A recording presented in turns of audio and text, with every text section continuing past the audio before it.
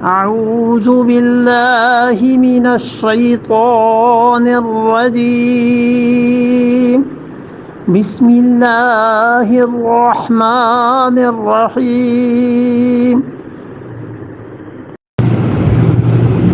قال غير الله أبغيكم إلها وهو فضلكم على العالمين قال حضرت موسیٰ علیہ السلام بولے اور فرمایا اغیر اللہ، کیا اللہ تعالی کو اغیر اللہ ابغیکم، اللہ کے سوا لا دوں تمہیں کوئی معبود میں، اللہ کے علاوہ کوئی اور خدا میں تمہیں لا دوں؟